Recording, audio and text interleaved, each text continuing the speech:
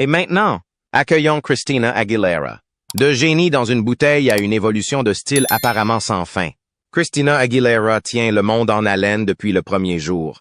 Avec un look et un catalogue musical en constante évolution. Cette superstar de la pop n'a jamais hésité à faire des choix audacieux. Des moments de mode emblématiques aux transformations audacieuses. Christina Aguilera a fait la une des journaux pour son style et son flair artistique. Récemment, la transformation de Christina Aguilera a fait sensation dans le public. Rejoignez-nous pour découvrir les nombreux visages de Christina Aguilera, retraçant son parcours depuis ses premières années jusqu'à aujourd'hui. Vous pourriez être surpris par ce que vous découvrirez. Les premières années, Christina Maria Aguilera est née à New York le 18 décembre 1980 de Shelley Lorraine, anciennement connue sous le nom de Fiddler, et de Fausto Wagner Xavier Aguilera. Fausto, originaire de Guayaquil, en Équateur, avait servi comme sergent dans l'armée américaine. Shelley Lorraine, d'origine allemande, irlandaise, galloise et néerlandaise, a commencé son parcours professionnel en tant que violoniste avec l'American Youth Symphony avant de se consacrer à la traduction espagnole. En raison de la carrière militaire de Fausto, la famille Aguilera a connu de fréquents déménagements, résidant dans divers endroits tels que le New Jersey et le Texas. En 1983, ils ont déménagé au Japon, notamment à Sagamihara, pour une durée minimale de 2 ans. Christina s'inscrit brièvement au lycée North Allegheny Intermediate High School, dans les environs de Pittsburgh, mais opte pour l'enseignement à domicile pour échapper au harcèlement qu'elle subit à l'école. En 1986, la famille retourne aux États-Unis et s'installe en Pennsylvanie, où naît la sœur cadette d'Aguilera, Rachel. Aguilera raconte ensuite les mauvais traitements physiques et émotionnels qu'elle a subis de la part de son père, indiquant que ces expériences l'ont poussée vers la musique comme moyen de faire face à un environnement familial difficile. Après son divorce avec Fausto en 1987, Shelley a déménagé avec Christina et Rachel dans la résidence de sa mère à Rochester, une banlieue de Pittsburgh. Shelley s'est ensuite remariée avec James Kearns et a eu un fils prénommé Michael. En 2012, Aguilera a exprimé le souhait de réparer sa relation tendue avec son père distant après plusieurs années de séparation. En vivant avec sa grand-mère, Christina Aguilera a pu se plonger dans une sélection d'albums vinyles soul et blues, ce qui a approfondi sa fascination pour la musique. Grâce à sa participation à des showcases publics et à des concours de talent, elle a acquis une réputation au sein de la communauté comme étant la jeune fille possédant une voix captivante, attirant l'intérêt des stations de télévision et de radio locales. Christina Aguilera a commencé sa carrière musicale en 1990 au niveau national en participant au célèbre concours de talent Star Search. Lors de son apparition, Aguilera a livré une interprétation captivante du morceau intemporel A Sunday Kind of Love, démontrant ses prouesses vocales distinctives et puissantes qui finiront par définir son style. Vêtue d'un pull noir à la mode et arborant une frange droite ainsi qu'une demi-queue de cheval, sa tenue respirait l'esthétique typique des années 1960. Malgré une performance impressionnante, elle n'est pas sortie victorieuse de la compétition, perdant finalement face à Christopher Eason. Quelle image Christina Aguilera adoptera-t-elle après son ascension? Gardera-t-elle le look d'adolescente de ses premières années ou choisira-t-elle un style qui reflète ses standards, son ascension et ses rivalités actuelles? Après avoir connu la déception de sa défaite dans Star Search, Christina Aguilera ne s'est pas laissée décourager. L'année 1991 marque un tournant pour elle puisqu'elle profite d'une nouvelle opportunité pour apparaître dans le tout nouveau Mickey Mouse Club, MMC, diffusé sur Disney Channel. Ce rôle la positionne parmi un groupe de jeunes talents très prometteurs dans les années 1990. Bien qu'elle ait réussi à se qualifier pour la dernière étape de sélection parmi un bassin conséquent de 400 candidats enthousiastes, elle n'a finalement pas été choisie pour le rôle car elle ne répondait pas aux critères d'âge minimum. Malgré un premier échec, Aguilera a subi une transformation notable. Sa coiffure est passée d'une frange droite et d'une demi-queue de cheval à un look bouclé plus volumineux. Ce changement, ainsi qu'un nouveau sentiment de confiance, ont été mis en évidence lors d'un épisode important au cours duquel Aguilera a livré une interprétation puissante de Think d'Aretha Franklin. Son attitude confiante et sa présence énergique étaient évidentes alors qu'elle se déplaçait gracieusement sur scène. Les spectateurs observateurs, comme le souligne Us Weekly, on peut être aperçu une jeune Britney Spears, la future rival d'Aguilera, en train de danser en arrière-plan. En 1992, Aguilera s'est vu offrir un poste par un producteur affilié au Mickey Mouse Club, qui lui a demandé si elle souhaitait toujours participer à l'émission.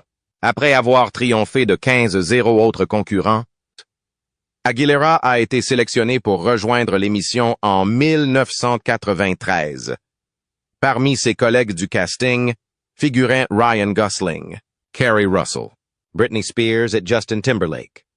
Pour participer à l'émission, Aguilera et sa famille ont déménagé à Orlando, en Floride. Malheureusement, en 1994, il a été annoncé que l'émission ne serait pas renouvelée pour une autre saison, ce qui signifiait la fin d'une période importante dans la carrière d'Aguilera. En 1997, Aguilera a tenté de faire progresser sa carrière musicale en s'installant au Japon. Dans ce nouvel environnement, elle a été choisie pour s'associer à l'artiste japonais Keizo Nakanishi pour une performance en duo. Ils ont présenté leur collaboration lors de plusieurs concerts à travers le pays. Malgré la sortie du single All I Wanna Do, le morceau n'a pas connu de succès significatif dans l'industrie musicale. Après cela, Christina Aguilera s'est rendue en Roumanie la même année pour représenter les États-Unis lors d'un concours de chant au Golden Stag Festival. Néanmoins, elle a rencontré des difficultés pour laisser une impression durable sur le public, contribuant encore davantage aux défis auxquels elle a été confrontée pendant cette période. Christina Aguilera a acquis un aperçu du monde de la célébrité et a développé une forte aspiration à la célébrité grâce à sa participation précoce à Star Search et au Mickey Mouse Club. Malgré ses premières opportunités, elle a eu du mal à atteindre le même degré de reconnaissance que d'autres anciens de Disney, déterminés à décrocher un contrat d'enregistrement. Aguilera a distribué plusieurs cassettes de démonstration à différentes maisons de disques, dont Walt Disney Records. Une démo présentant son interprétation de Run to You de Whitney Houston a été particulièrement remarquée. Un tournant important s'est produit lorsque le manager d'Aguilera lui a demandé, à la surprise générale, de créer une démo de son chant et de l'envoyer d'urgence à Los Angeles. Cette cassette s'est avérée être un tournant dans sa carrière, ce qui a conduit Aguilera à être choisie pour enregistrer Reflection, la chanson thème du film d'animation Mulan de Disney. En 1998, la chanson a connu un succès considérable, atteignant la 15e place du classement Billboard Adult Contemporary.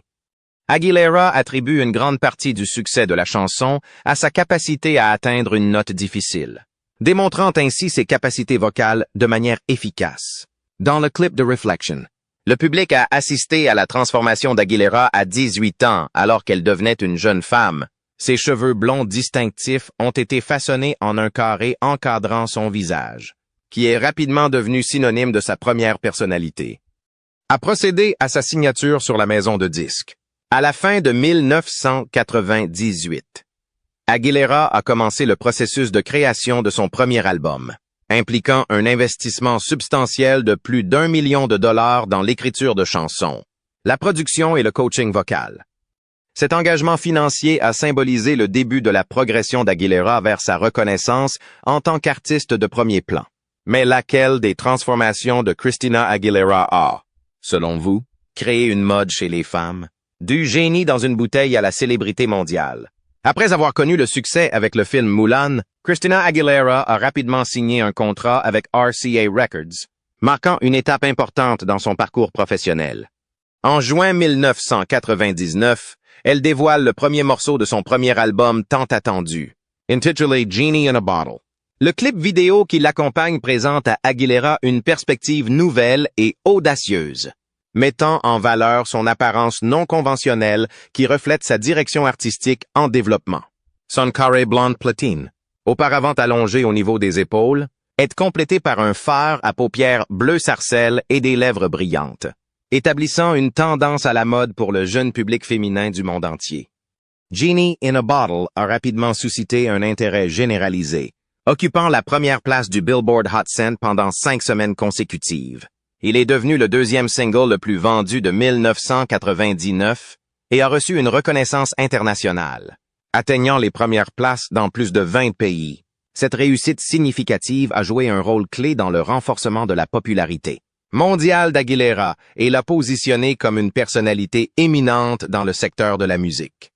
La chanson n'a cependant pas échappé aux critiques. Certaines personnalités conservatrices, comme Debbie Gibson, ont désapprouvé les paroles, les jugeant trop suggestives pour une idole adolescente. Radio Disney a donc choisi de diffuser une version modifiée de la chanson en réponse à ces objections. Malgré les réactions négatives, Genie in a Bottle a été nominée pour un Grammy Award dans la catégorie Meilleure performance vocale pop féminine, consolidant la position d'Aguilera dans l'industrie musicale. Premier album.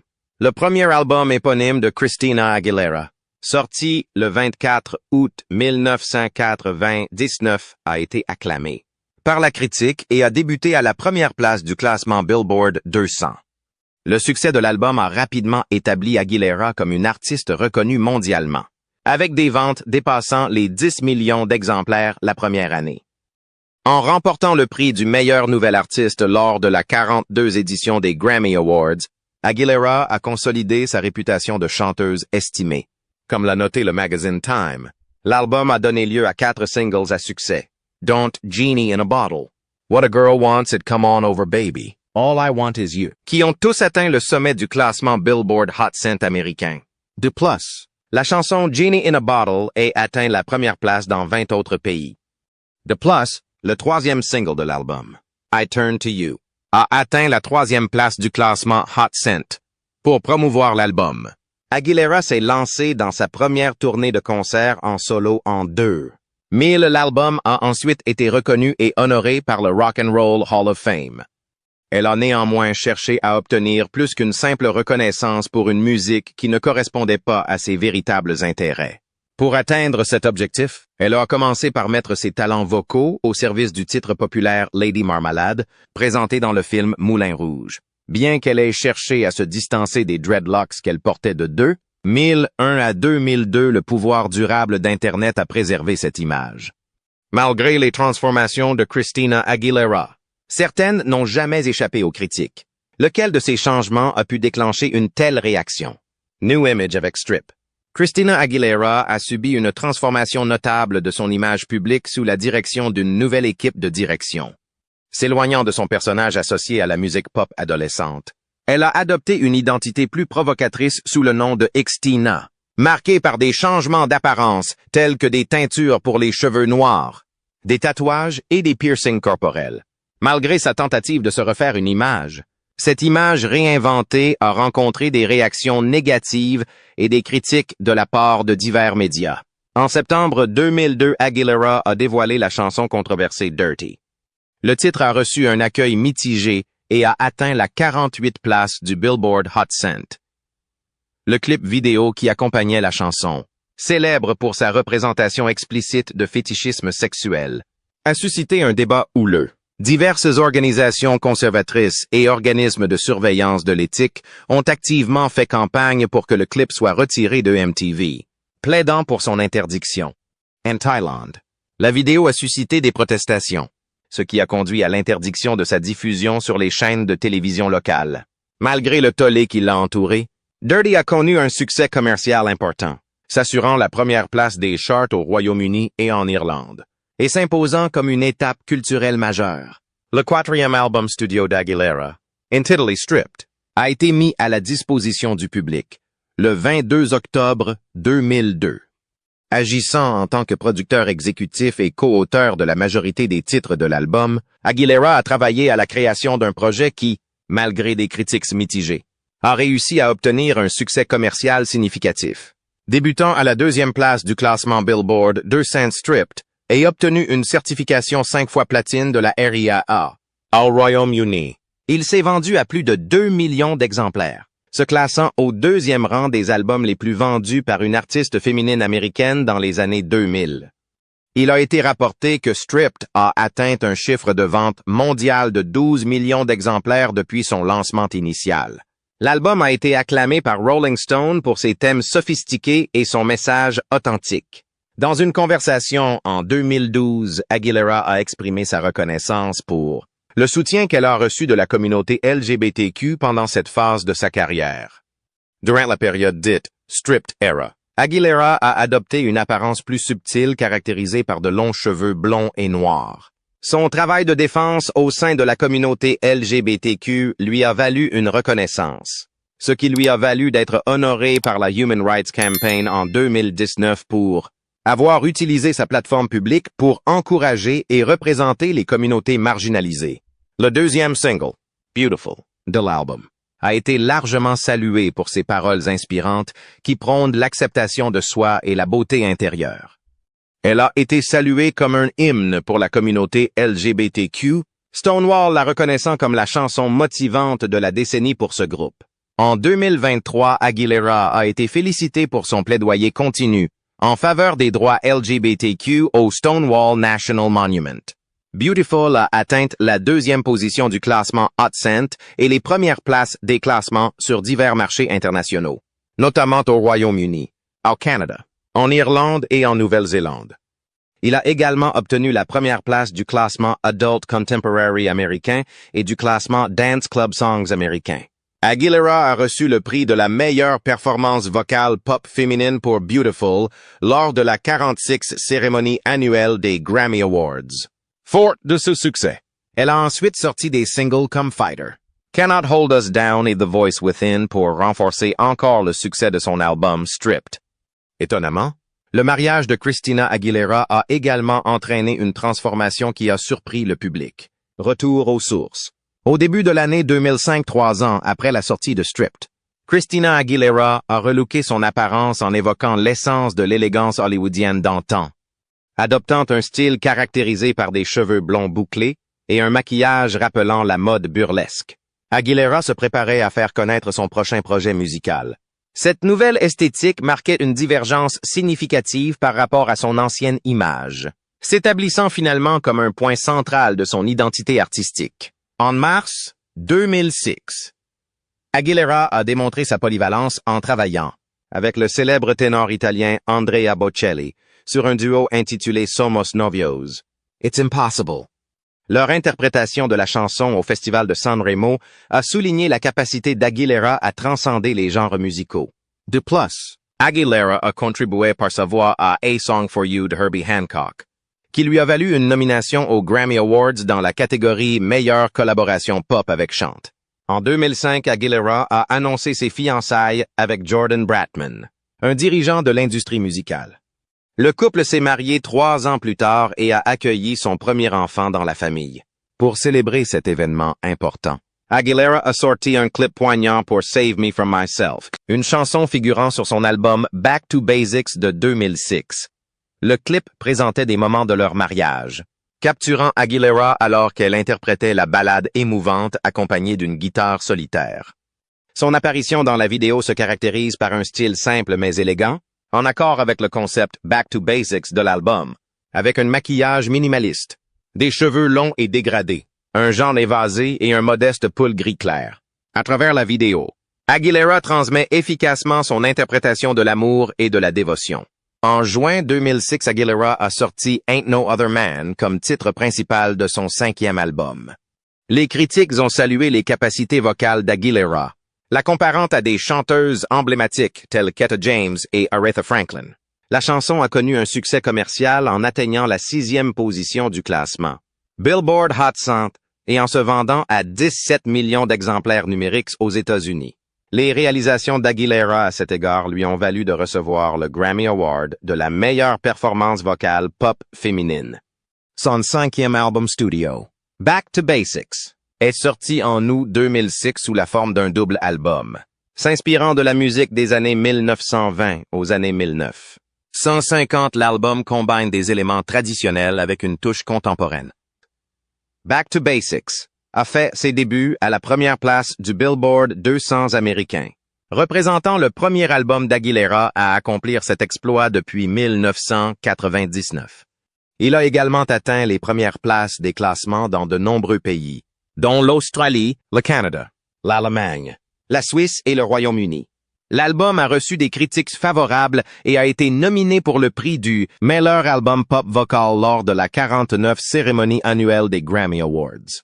Avec une double certification de platine de la RIAA et des ventes mondiales dépassant les 5 millions d'unités, Back to Basics s'est avéré être un succès commercial. Après la sortie de l'album, des titres comme Hurt et Candyman ont maintenu sa popularité, atteignant le top 10 des classements internationaux et atterrissant dans le top 30 du classement Hot Cent. Malheureusement, des circonstances positives peuvent parfois mettre fin à la relation, comme ce fut le cas avec la fin du mariage entre Christina Aguilera et Jordan Bratman.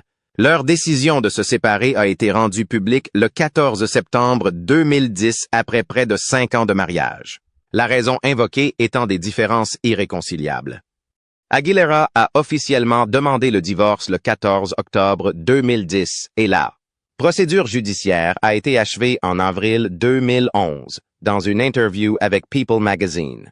Aguilera a exprimé son inquiétude pour le bien-être de leur fils, Max Lyron Bratman, né le 12 janvier 2008 admettant « Quand vous n'êtes pas heureux dans votre mariage, ce sont vos enfants qui souffrent. C'est la dernière chose que je voulais pour mon fils. » Le divorce a été réglé à l'amiable, les deux parties s'étant mises d'accord sur les modalités financières et de garde des enfants, afin de garantir le bien-être de Max et la continuité de son engagement auprès de ses deux parents. Malgré l'intense attention médiatique entourant leur séparation, Aguilera et Bratman se sont publiquement engagés à coélever leurs enfants et à préserver leur vie privée. Une période de réflexion qui a eu un impact sur la musique d'Aguilera et sur sa personnalité publique. Cependant, malgré les difficultés rencontrées, il existe encore des possibilités de croissance et de progrès. En juin 2010, la musicienne Aguilera a dévoilé son album Bionic, caractérisé par un style électronique innovant. La période Bionic a mis en valeur l'apparence glamour classique d'Aguilera à Hollywood, avec un rouge à lèvres rouge vif et des cheveux blonds élégants. En novembre 2010, Aguilera a joué le rôle d'une serveuse qui se transforme en artiste burlesque dans le film de Stephen Antin, Burlesque. Durant cette période, elle a été honorée d'une étoile sur le Hollywood Walk of Fame. Bien que le film ait reçu une combinaison de critiques positives et négatives, l'interprétation d'Aguilera a été très acclamée, contribuant au succès du film au box-office totalisant 90 millions de dollars. De plus, le film était en lice dans la catégorie Meilleur film musical ou comédie lors de la 68e cérémonie des Golden Globe Awards. En ce qui concerne la bande originale du film, Aguilera a enregistré 8 des 10 morceaux, tandis que Cher a contribué aux 2 autres. La bande originale a atteint la 18e position du classement Billboard 200 et a reçu une certification d'or de la RAAA. La composition d'Aguilera, Bound to You, a été considérée pour la catégorie Meilleure chanson originale aux 68 Golden Globe Awards. Et l'album lui-même a été nominé pour la meilleure bande originale de compilation pour les médias visuels aux 54 Grammy Awards annuels. Christina Aguilera a dû faire face à des critiques négatives pour sa prestation dans l'Express lors de la finale de The X Factor UK en raison de son contenu controversé. Après avoir traversé cette phase difficile, quel genre de look Christina va-t-elle adopter pour commencer son nouveau départ? De nouveaux départs et de nouveaux défis. Après sa séparation avec Jordan Bratman, Christina Aguilera a accueilli le changement dans sa vie. En novembre 2010, Aguilera entame une relation amoureuse avec Matthew Rutler, un assistant de production qu'elle a rencontré lors du tournage de Burlesque. Le jour de la Saint-Valentin 2014, le couple se fiance et, la même année, Aguilera donne naissance à leur fille, qu'ils appellent Summer Rain Rutler. Au cours de cette période de transition personnelle, Aguilera se lance dans une nouvelle carrière en devenant coach dans l'émission The Voice de NBC. Malgré l'anticipation entourant ce changement, il y avait aussi des défis à relever. Le film Burlesque n'a pas répondu aux attentes du box-office et Aguilera a reçu des critiques négatives pour sa performance dans The Star-Spangled Banner au Super Bowl 2011 de plus. Aguilera et Rutler ont tous deux rencontré des problèmes juridiques. En mars 2011, Aguilera est arrêtée pour ivresse sur la voie publique, tandis que Rutler est accusé de conduite sous l'influence de l'alcool. Mais ces accusations sont abandonnées par la suite. Au milieu de ces difficultés, Aguilera doit faire face à l'examen public de sa prise de poids, une situation à laquelle elle répond en soulignant le soutien de son petit ami et le bien-être de son fils comme ses principales préoccupations. Au cours de la 3e saison de The Voice en septembre 2012, Aguilera dévoile Your Body comme le titre principal de son 7e album studio. La chanson a été bien accueillie, atteignant le sommet du classement Dance Club Songs aux États-Unis et la 34e position du Billboard Hot 100 par la suite. Son album Lotus est sorti en novembre 2012, symbolisant une renaissance personnelle après les défis de sa vie. Les critiques ont commenté le départ de l'album de son travail précédent, notant une approche musicale plus traditionnelle. Lotus est entré au Billboard 200 à la 7e place et a récolté un total de 3 centers. 3 exemplaires vendus aux États-Unis en 2019. La sortie du 2e single, Just a Fool, avec Blake Shelton, a été accueillie favorablement par les critiques. Et Aguilera a interprété la chanson en direct sur The Voice et The Ellen DeGeneres Show. Le 4 novembre 2013, Aguilera a collaboré avec A Great Big World sur une interprétation en duo de Say Something. Le titre a été salué par la critique, notamment pour la voix discrète d'Aguilera. Il est devenu son 2e single à atteindre le top 10 du Billboard Hot 100, atteignant la 4e place, et a représenté sa 2e fois à atteindre plusieurs hits dans le top 10 en une seule année depuis 2000. La chanson a reçu une certification de platine à 6 reprises de la RIAA et a remporté le prix de la meilleure performance de groupe pop en duo lors de la 57e cérémonie annuelle des Grammy Awards. En octobre 2013, Christina Aguilera a également contribué à la bande originale de Hunger Games, avec la chanson We Remain, qu'elle a présentée en direct aux côtés de sa candidate Jackie Lee dans The Voice, Coming Clean. En mars 2018, Christina Aguilera a révélé la finalisation de son 8e album studio et a fait la couverture du magazine Paper, attirant ainsi une attention médiatique importante. Le mois suivant, elle fait une apparition dans le film de science-fiction romantique Zoe, qui a été présenté en avant-première au Festival du film de Tribeca et est sorti en juillet. C'est la 7e fois qu'un album d'Aguilera entre dans le top 10 aux États-Unis. Les singles utilisés pour la promotion, comme Accelerate avec Ty Dolla $ign et 2 Chainz, ont joué un rôle clé dans la conquête par Aguilera de son disque numéro 1 du classement Billboard Dance Songs. De plus, les titres Fall in Line avec Demi Lovato et Like I Do ont reçu des nominations aux Grammy Awards dans les catégories Meilleur duo pop, Meilleure performance de groupe et Meilleure performance rap chanté, respectivement. En 2018, Aguilera a adopté une approche artistique plus émancipée et plus émouvante dans son œuvre Libération, centrée sur les concepts d'indépendance et de développement personnel.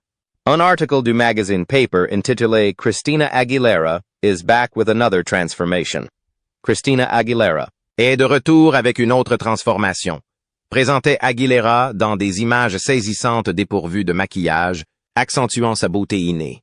Aguilera a transmis un sentiment de libération en étant capable d'exprimer son moi authentique et sa beauté naturelle, à la fois dans sa vie personnelle et dans sa musique. Pour faire avancer la cause de la libération, Aguilera a lancé sa première tournée en 10 ans, connue sous le nom de Liberation Tour, qui s'est déroulée de septembre à novembre 2018. La tournée aux États-Unis a reçu des critiques positives. Aguilera étant félicitée pour ses capacités vocales et sa présence sur scène. Billboard l'a reconnue comme l'une des performances live les plus impressionnantes de sa carrière.